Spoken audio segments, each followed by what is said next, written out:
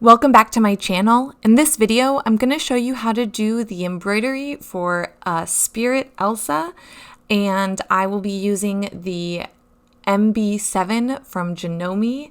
This is part of my series on making Elsa. This is going to be the first part on making her, so let's just jump right into materials. For this project, I will be using 5 colors of Silky Satin from Shannon Fabrics, matching embroidery thread from Floriani, which is not pictured because it's currently threaded in my embroidery machine, Floriani Dream Weave Ultra, Floriani Heat and Stay Stabilizer, R&K Embroidery Perfection Tape, Embellish Iridescent Embroidery Mylar, Embellish Rinse Away Mesh, and chiffon. Also, scissors, an iron, the hoop size, anything else that you would use for embroidery. I digitized all the embroidery files on the Floriani Total Control U software, and the files will be available as a June 2020 Patreon reward and then be available to purchase in July on my website. Let's start with the back embroidery piece. At the time of recording this video, I did not have a pattern drafted for the bodice and sleeves, so in order to stitch those pieces out, I pre-cut chiffon larger than what I would need for the back. I cut a 30-inch by 15-inch piece, and I placed the embroidery in the middle near the top. I cut out a piece of Embellish Rinse Away Mesh large enough to cover the embroidery, and then with a cotton pressing cloth and my iron set to cotton, I adhered the stabilizer to the chiffon. Since chiffon is see-through, I used the rinse away stabilizer so that there would be no stabilizer pieces visible on the finished garment. So now I'm going to place the Mylar on top of the chiffon and place all 3 layers into my 126mm by 110mm hoop. For this step, I will be using the R&K Embroidery Perfection Tape to fold the chiffon up and keep it out of the way of the embroidery.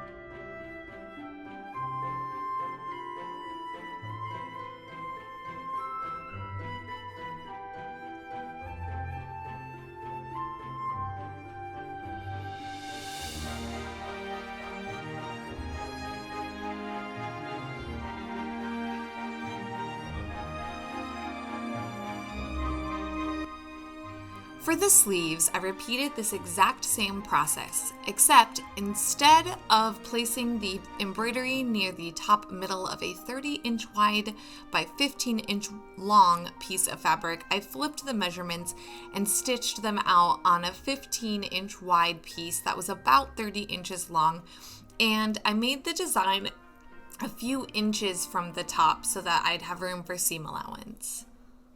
Once the embroidery is done, it's time to clean up the design by snipping threads, and then we can slowly tear the Mylar off.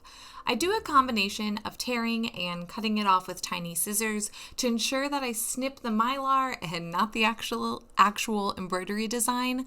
Once that's all cleaned up, I'm going to trim away the majority of the wet and stay to make the rinsing off process faster. This also means using less water, and it'll take less time to dry.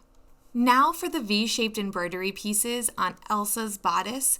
I will note these are not screen accurate, nor is any of this costume. As per usual, I'm taking the base art and adding my own layer of expression and detail over it.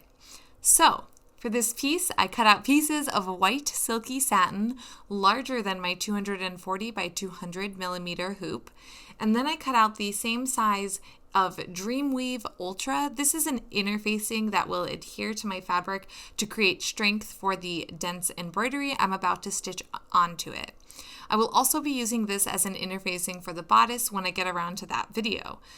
Okay, so after I iron this on with my iron at a medium setting, I will now iron on the Heat and Stay stabilizer, again with my iron set at medium.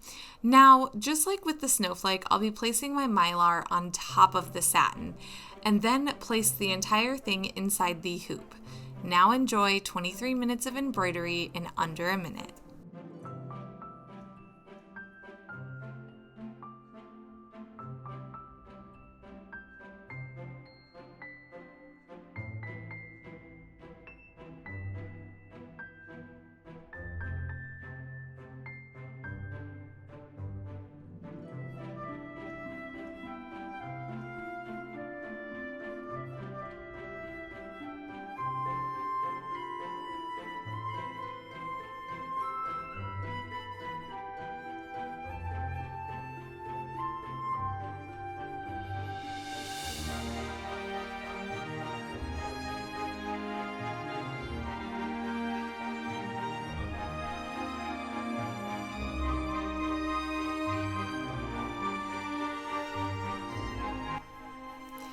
Now time to remove the embroidery from the hoop. So I started out by just cutting through all of the layers, and I didn't like the leftover Mylar hanging out. So I decided to once again slowly tear away the Mylar first, and then clean this up by using tiny scissors to trim the Mylar as close to the embroidery as I could. Once the Mylar was removed, I then flipped over my embroidery and slowly teared away the stabilizer. If you rip this away too quickly, there can be pieces left over that are just more difficult to pull out. So I like to do this super slow and precise. So now that all of the stabilizer Mylar has been torn away, but the Dreamweave Ultra should still be intact, I cut each piece out, being very careful not to cut into my embroidery. I actually don't have footage of me cutting this out, but in the next video when I do the diamonds, you'll get to see how I cut out my embroidery. The last piece of embroidery is the diamonds that are seen all over the dress, bodice, and cape. I designed 4 different sizes of these and only used 3 sizes for the costume, but I stitched these out in all 5 colors of satin. The exact numbers and sizes will be included with the files on Patreon or with purchasing them. It's a lot of information, and to keep this video around 10 minutes long, I will refrain from speaking all of it. So I skipped the Dreamweave Ultra and the Mylar for the diamonds, and I just stick to the heat and stay for stability while stitching. Each hoop took about 45 minutes to stitch out, so my embroidery machine was running for at least 2 days over 8 hours just while stitching the diamonds. The overall time for all of the embroidery was about 25 hours. Once I've adhered the stabilizer, I'm going to hoop it and put it on the machine, and here's about 20 or so minutes of embroidery in less than 1 minute.